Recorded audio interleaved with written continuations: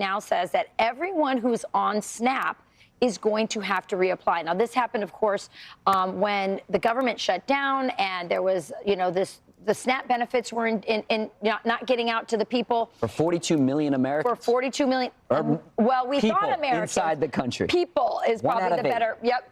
People. And so Brooke Rollins, we had her on, and we had a great conversation with her where she said, hey, listen, this whole SNAP benefits conversation around the shutdown has sort of pulled the curtain back, and people are seeing how many people are on SNAP that aren't actually citizens, and they're going to have to reapply.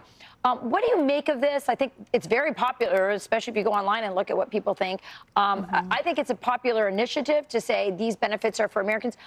Is she going to be able to accomplish this? Is she going to have some legal challenges to it? What are your thoughts? Well, I'm sure. Everything that comes from the Trump administration, I just track it and see how long it takes for it to land in the Supreme Court. So there are going to be legal challenges. But the thing is, most of these programs with SNAP are administered by the states. And a lot of the states do have verification programs where people have to update every 3 to 6 months or, really establish that they got some kind of need. But maybe she's proposing something at the federal level that would then have a federal component for, applying and proving that you actually need this. Because I think all of us are compassionate Americans. Like, we want our fellow Americans to get help when they need it. And we've all known people, if not our own families, that have walked through these periods of needing this kind of help. But Secretary Rollins also said that she found there were 186,000 checks or SNAP benefits going out to people who were dead. So if that's accurate, that's just kind of the tip of the iceberg. And there are other problems with the program, too. So I think a lot of Americans would say, gosh, I didn't realize before we were having this conversation there were 42 million people on these benefits.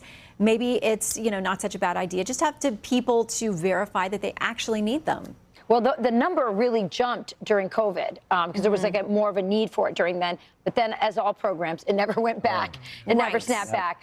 And then the other question, Shannon, of course, is what are they getting in these SNAP benefits? A lot of bad food. I mean, that's a whole other issue, correct?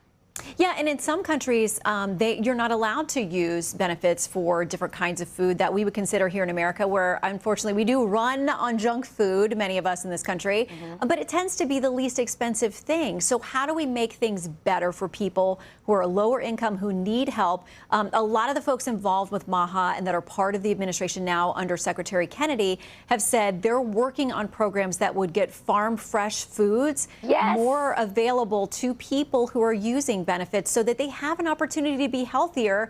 And given the opportunity, they'd want that. I mean, they're going to go for what's cheapest. They got to feed their families. And that's just the reality. Bananas is coming.